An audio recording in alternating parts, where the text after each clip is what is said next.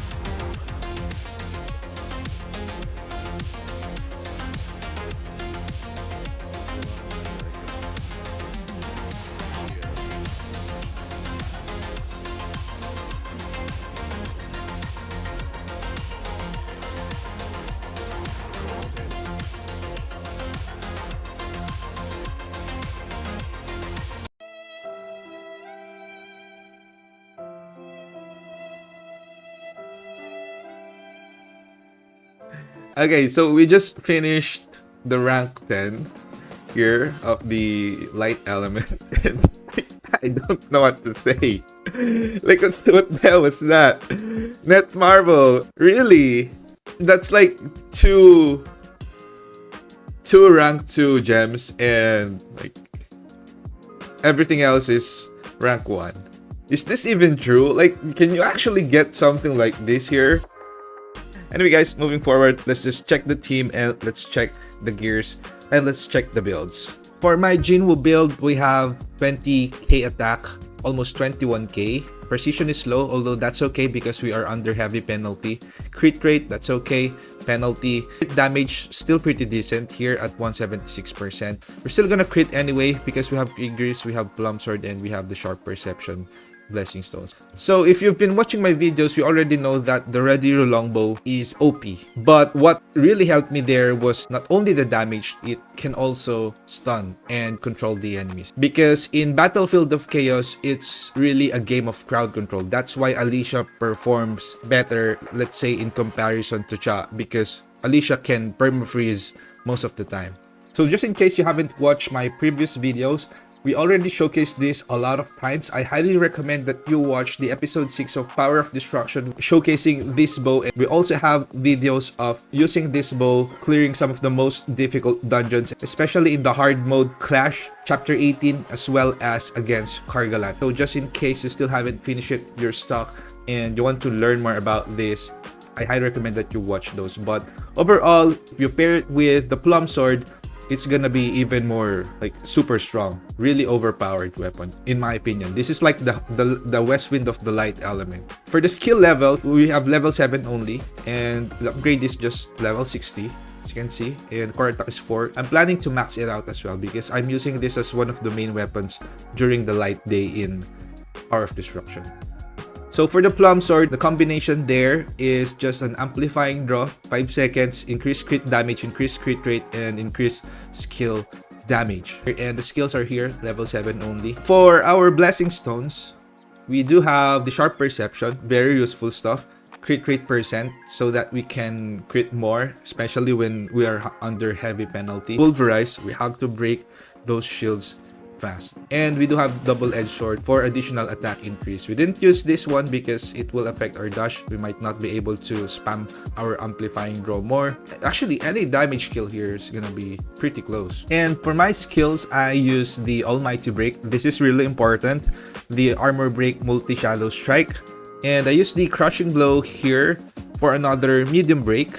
But the main reason is to get that decreased attack debuff because the AI, you know, they don't dodge properly. They always get hit. They get one hit most of the time. So I just use this to kind of help them out so that they will receive less damage from the enemies. I already tested this, guys. You guys can confirm it yourselves in some dungeons, okay? And for our artifacts on Jinwoo, we are still using our Beast set. So that's gonna be a long fight with 4 minutes duration. So I felt like it's still better to use this just so we can stack more of those attack percentage from the expert. And we do have the curse set, so that's gonna be a total of 20% damage dealt. And I'm using my toughness to kind of get that crit rate percentage so that we can still crit even if our artifact crit rate is under heavy penalty. Again, if you want more info about this, just go ahead, watch PayneBlade's video on that. Very, very useful stuff there. My Alicia Blanche is at 19k attack. Crit rate is 0. And again, under extreme penalty, I really don't care about my artifact crit rate. So crit damage is 168%.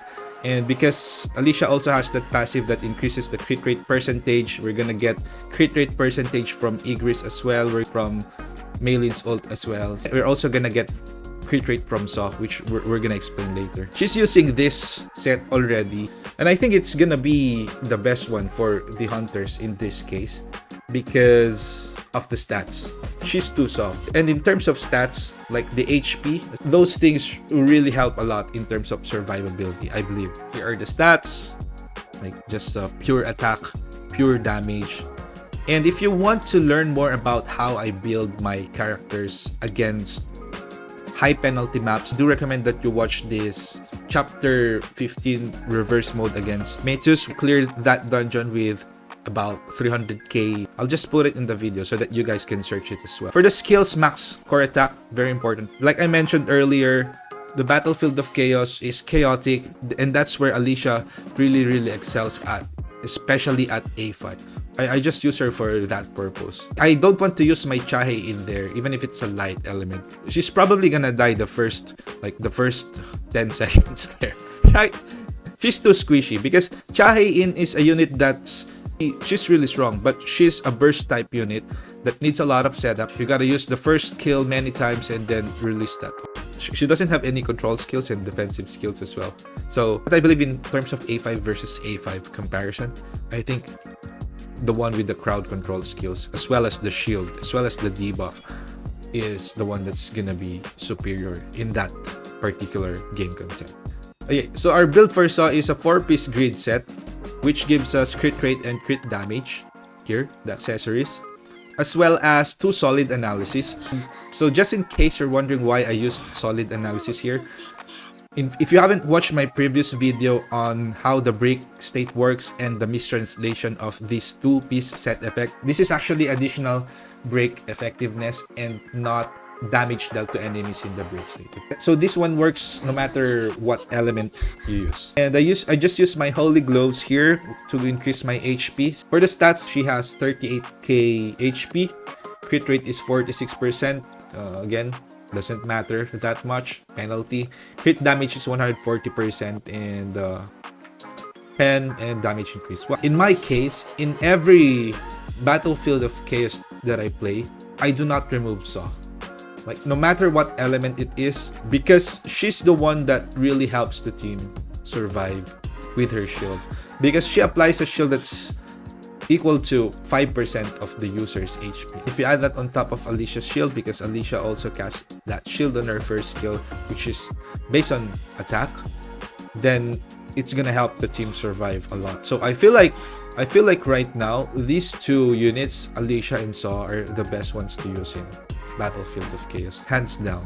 No matter what element, I really believe, in my experience, because these AI do not dodge well, right?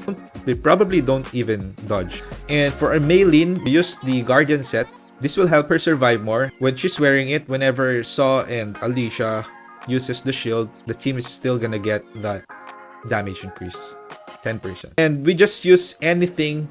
As you can see, this is a broken set with an executioner, and the reason we have this is I just chose the best items that could give me the highest possible amount of HP. Ideally, we want the Viridescent or the concentration of firepower set with an HP, but since I don't have that, I just resorted to this. For the stats, I have 41k HP here on Meilin Fisher. Skill levels, nothing really special here. I think one of the things that really helped us there, and the reason why Meilin Fisher is actually a good unit as well in those cases, is because not just, well, it's obviously she buffs Alicia, she buffs the team with all of the attack, is also because of the Cut Butler. So the Cut Butler effect at A1, Meilin Fisher takes 64% of the user's damage taken directly, grants the super armor effect, and it cannot be applied to Sung Jinwoo, and Meilin Fisher does not take continuous damage. So again, this does not work on Sung Jinwoo. However, it worked on Alicia. Okay? So basically, this thing actually helps Alicia survive in those cases. And of course, the A3 helps to speed up the team's power gauge. Really important. I think this is very underrated. Really good. Really good. So I think that's gonna be it for this video. So much for watching. Hope you learned something here, and see you on our next video.